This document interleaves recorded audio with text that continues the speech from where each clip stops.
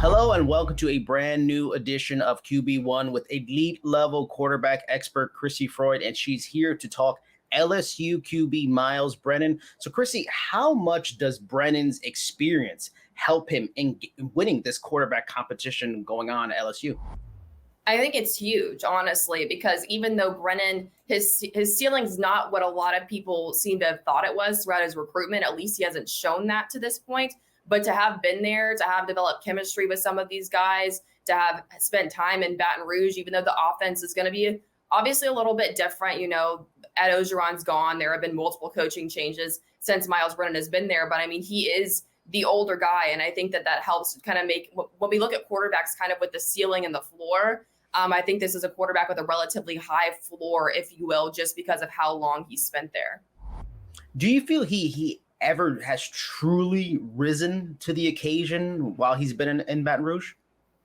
Honestly, no, I really don't. I mean, we got to the point to where Joe Burrow was transferring, and before that season, a lot of people thought Myles Brennan was going to be the starter, and that kind of spoke volumes to me, because it's like, if Myles Brennan is doing so well and if he's this really hot shot recruit, then why is LSU exploring the transfer portal? And when we look at Joe Burrow in hindsight, it's like, yeah, why would you not want to go get Joe Burrow? But at that time, Joe Burrow had been on the bench at Ohio State, and there were a lot of things that were still not known about that, just about him and his game and how good he was going to be.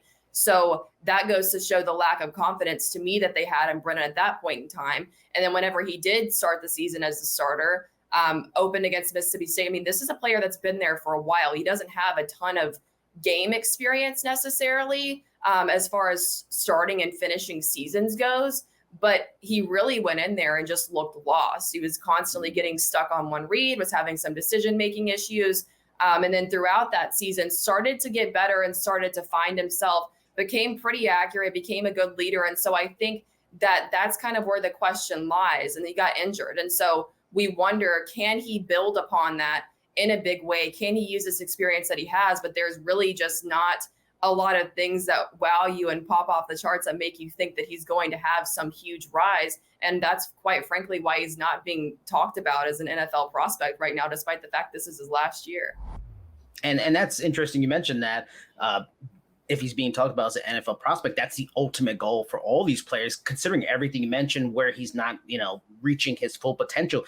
Does he project as an NFL player, even maybe as a strong backup or something like that? Or does he fall short of becoming an NFL player? Right now, I think that there's really not enough on tape to this point to show you that he's someone that should go on to the next level. I do think that some teams will look at him regardless of how things play out. I think that he's at least going to get some sort of undrafted free agent deal. But I do think that this is a big year for him, that he does need to see time on the field. I think there's a decent chance that he does see time this year. And if he can kind of get back to that short stretch of good play that we saw before he got injured, and then if he can take that, use his experience, and then really build off of that and get back to the player that a lot of people thought that maybe he could be, then he does enter the conversation. I mean, this happens all the time. We have players that come in that are not being talked about ahead of the season, that have kind of been written off to an extent. And I won't say that Myles Brennan has totally been written off by any means, but if he does come in and see action and is perhaps the starter this year or ends the season as a starter, then his case for the NFL and actually getting drafted becomes much stronger, depending on how he makes use of that opportunity. What did Brennan speak about with reporters when he was at the recent Manning Passing Academy?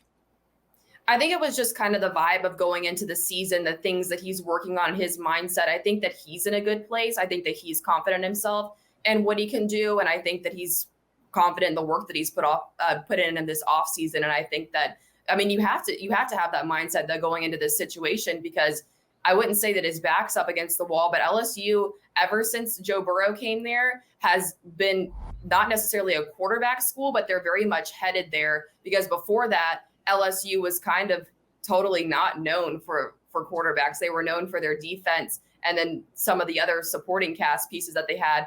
But this is a new era for LSU, and this is one where quarterbacks are really going to have to fight and really rise to the occasion to get the starting job and then to remain the starter. And I think that that's something that Myles Brennan has learned really quickly here.